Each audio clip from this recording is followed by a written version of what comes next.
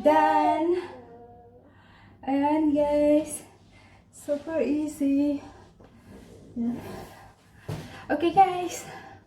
So that's it for today. So 5 workout lang siya guys.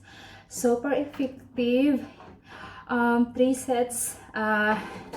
Ilalagay ko rin siya sa description below.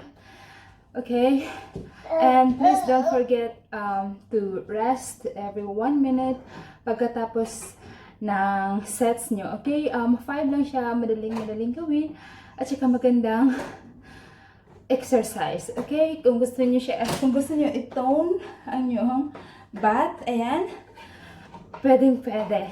Okay guys, to subscribe my channel, I will really appreciate, and please push the notifications bell para ma-notify kayo sa next videos. Okay guys, keep safe everyone and see you to my next vlog. Okay, mama, thank you guys. Have a good day.